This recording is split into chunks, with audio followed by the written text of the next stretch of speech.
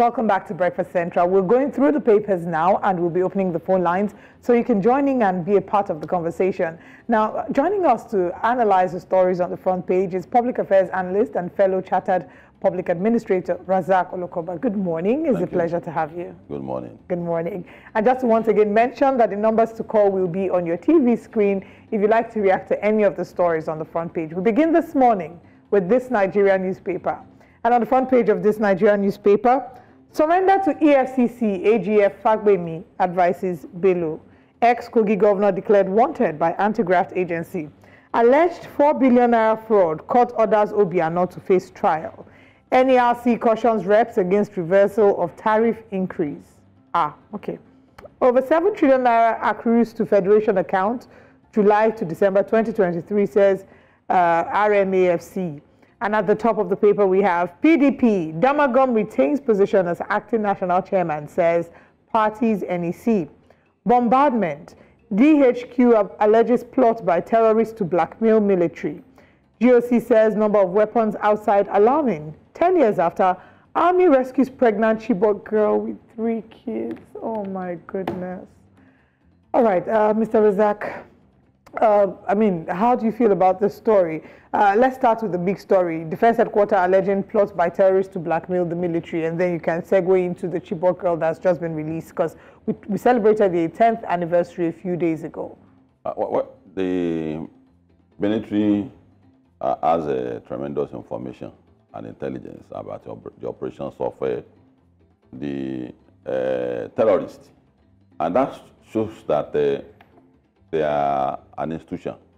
They are organized.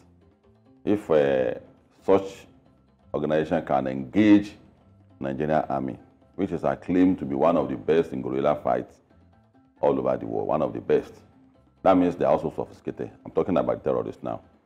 And the terrorists we have in Nigeria rank as the 4th and the 5th, the most deadly group in the world, ISWAP and Boko Haram. So, what the military has done is to bring their case to Nigerians, and we have to judge them aright.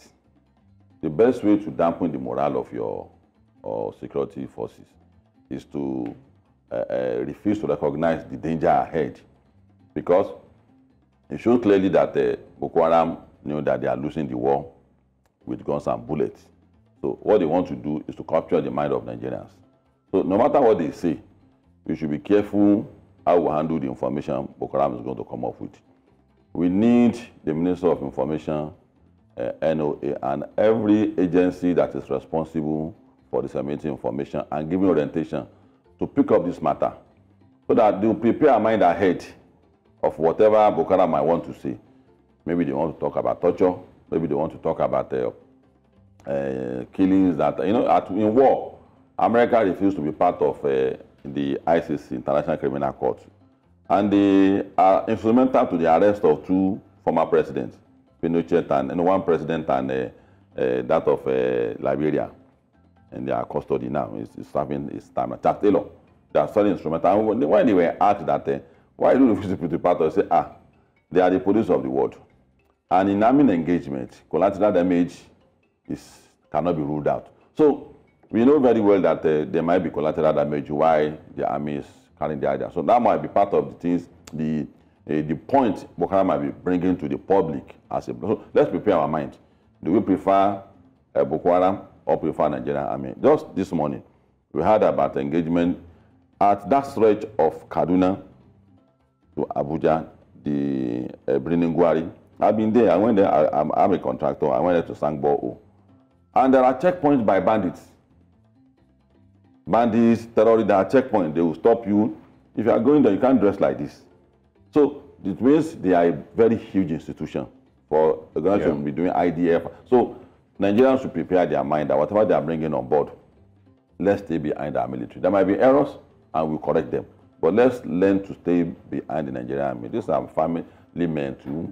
Someone's wife, someone's husband, someone's children. So you have to be careful what you are going to say about them when information eventually comes to the public. All right. Still on this Nigeria, quickly speak on the PDP story. It says Damagum retains position as acting national chairman, says the party's NEC. And of course, the other details from the NEC yesterday, some people were disappointed, others, who weren't expecting much. I don't like PDP. I like APC. But I don't like what is happening to them. There has to be active, credible, and strong opposition. So they need to put their hands together. As much as I am with APC, I want a strong PDP. Because the role of you want a strong opposition, or you want a strong PDP? We want a strong PDP. They are the major opposition, and I want them to be strong. So that even if friends tells APC to certain things, they don't take it serious. When the opposition speaks, they take it serious. So, our power sector now, federal government has said that the states should generate light. So what is the business of federal government with the power sector? So I want PDP to be pointing issues like that out. Tell Nigerians to get serious. That's the state to get serious about power generation. The reason the PDP, I mean, we're going to have an extended conversation about this later, but the reason the PDP is not able to do these things that you are pointing out now, is it because of their internal squabbles, or they're just a useless opposition party? Whatever the issue is, they need to play maturity. Of course, what is called democratic consolidation is not to when you just send military away and institute democracy. In West Africa, it's only Ghana that has attained consolidation. Consolidation means a party will emerge and be there for so long that an opposition will take over. Yeah. When the opposition takes over, that's second. The final stage is when opposition now come back to power. Maybe after 8 years of Asiwaju, an IPC president came, then PDP now come on board. That's consolidation. PDP did not prepare their mind for this kind of loss. And that's bad for our politicians. They don't know the role they should play when they enter into the mode of opposition. And that's what's affecting them. Yeah, well, so that's a lesson to all political parties. You have a role to play now. Yeah. Nigerians are looking up to you. In the interest of time, people would also argue that, because of their own personal interest, that's why they fail to also play that role. And that's a lot of Nigerians are done with the whole idea of the PDP being an opposition party. And if you look at the reactions to it, many people are mocking them because nobody cares, anymore. All political parties you had clear ideology. Many years to be an actual opposition. Your personal interest, destroyed the opposition, and so you can as well hit the road. Let's quickly go to the Daily Independent, I believe, or the Vanguard, which of them is coming up next. All right, Daily Independent, it says there, relief for embattled Damagoma's Wike's camp trounces Atiku's party to resolve leadership tussle in August, September. Maybe, in 2027, nobody knows when. Damagoma explains why he survived the coup. We can also find why Tinubu deliberately put northerners in key positions, and that's by Ribadu, the NSA. Tinubu moves to overhaul education sector and orders census for schools. EFCC charge, court fixes April 22nd or 23rd rather, for ruling on substituted service on Yahya Bello. And also we have no hand in Gandhi's travail, says the NNPP.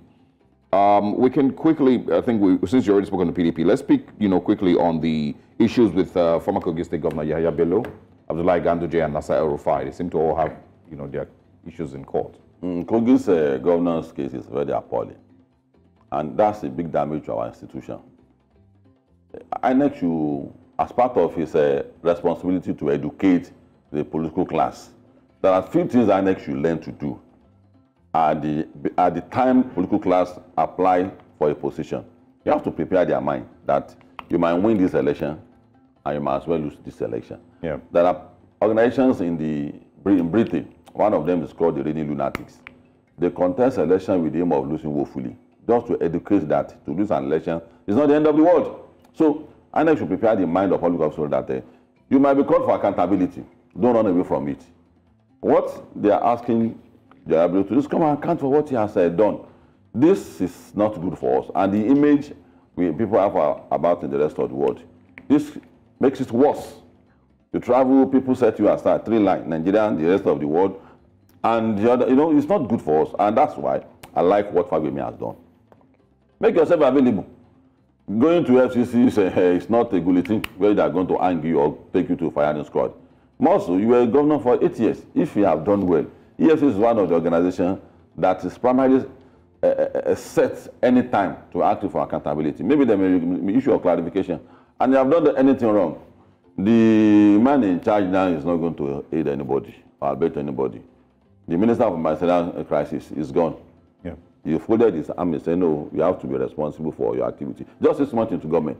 So, I mean, well, you know, there's still the arguments that, you know, firing a person doesn't absolve them of, you know, the crime, you know, and of course, you know, it doesn't. It should still be prosecuted. If you mismanage billions of naira, you should be prosecuted. It's just a step that you have to step aside. It's just a step. So for your ability, you need to make them available for whatever that they has done. Then Rufai said that we put more. Is that the one you want me to respond to? More than us in government. No. Just generally. I was just speaking generally on, you know, Abdullahi Ganduje, Rufai, and of course, for Ganduje, as strong as he is, I don't know why he chooses to have that kind of issues. It's not good for the party, a national chairman, and it's becoming a pattern. Oshiomhole has similar case too. At his hometown, they almost suspended him too, when he was the chairman of APC. So the political class in Nigeria, for us who don't belong to a political party, you make it look as if it's a comic. How can your national chairman be suspended by his primary source? That means that's a nullity to his chairmanship of the party. Also, you know, fraud related, you know, well, mismanagement of funds, embezzlement of funds related. So in your view, does this paint a picture of the caliber of people that the APC surrounds itself with? We have to hold INEC responsible for that, because INEC needs to be assertive that party must be ideological based. If a party is not ideological based, it gives room for personal interest to rise like this. You must be known for a particular thing. Access to gun by Republicans says that when a team comes to your house, there must be funding on both sides. You can't fold your arm. Democrats said no. On welfare, Democrats said that, of course, the fingers are not but so no, I can't walk and give my money to somebody. So it is impossible for a Republican who has a view that self-defense is important to me to cross to Democrats, because that's the view. So we have been telling INEC in our engagement as civil society that where in the world do you see parties being run in this manner? But how do they enforce it? Because all of them claim to have ideologies. No, they don't have. What's the ideology? Ideology is defined by your political stand. Socialism, capitalism, anarchism, the economic model. Do you want the government to be in control of the factors of production? Do you want people in control? So all this must be spelled out. And why I hold INEC responsible is that the moment someone wins an election in Nigeria, he has become a political scientist without academic education. So INEC needs to be assertive. There's the need to engage the service of political scientists by each political party to design ideology for you. If you don't design ideology, you will continue to see kind of characters coming up. You made mention earlier that you like the APC. Why? Because they said they are going to restructure Nigeria as part of the promises they made. Because I know very well that there's no guarantee of prosperity for Nigeria if it's not restructured. The deficiency in Nigeria today. Which of the APCs now said the APC, from time. They have said it from Buhari's era in their campaign. And that's why we are able to hold them responsible that the state police, when are you going to do it? Yeah, but if they said it and they've not been able to follow through with it. We have to hold them responsible. That's why I said there should be program. If they didn't say, I can't help you to be responsible for that. They didn't promise us that. How many? So just to run a question. What's your time frame before you then realize that, okay, this is not happening? You're asking me, man, I'm not in government. No. You should be asking them. No, I'm asking, no. Oh, before I'm going to decide them. Yeah, before you then realize, that, okay, maybe these people lie. Because you said the reason you like the APC. What strengthened my resolve was, after 7 years of Buhari, people thought why are you saying this about Buhari that's not restructured? But in his final days in government, he considered power on railway to states. That's why on power sector. Then Asiwaju, we were in Adeco together, we were locked up together by Asiwaju. So that strengthened my resolve that, okay, if he has become the president, he work out the model in what you are saying in Lagos State today. And that is why I am so vociferous on restructuring now. That Asiwaju cannot claim that he doesn't understand what you are talking about. He doesn't understand the implication of no structure in Nigeria. What determines the kind of structure you run? It's not a wishful thinking. Nigeria is a country who don't want their life to be run by proxy. America can be run by proxy because they are one culture, one religion, almost one people. So anybody gets there. Nobody will say it's an Ijoma, it's an Hausama. But look at Britain. You can't run proxy Britain by proxy. There must be segments who want to run their life. The Scottish, the Welsh have this independence. That is the kind of life people we are in Nigeria, by our political culture, by our definition, political socialization. The one we run at the moment is the reason why you see people saying that they are Jonathan Times and the German. The power that has been concentrated in the hand of one man. Other teams cannot trust them. Yeah. So it's not a bad thing if you don't trust them, because it's who we are. We've run out of time for the conversation, but just to quickly summarize in 10 seconds. So you are assured that the Osarogie-led administration will grant the restructuring that was promised from way back. You can't. There's no alternative to that. No, this structure cannot guarantee prosperity. No, we know that. It's a shared responsibility. Me and you. It's my rest and you. We are in it together. Don't look at me as I'm outside the boat. We are in it together. No, but I mean, we're in it together, no doubt. But I also can decide that my ideology is not in support of restructuring. I don't want restructuring. It's a medication. It's not. That's why I'm saying that restructuring is not a decision. It's who we had at the time is the kind of structure you run. You think Britain doesn't want to run American system, but that's not who they have. Who we have is the structure we run is done by who you have as a person. Who we have. This structure is not for us. All right, we'll probably do a review of this at the end of his first tenure, and then have you back to see exactly. Okay, thank you very much for having me. Thank you so much, Mr. Razaq Olokoba.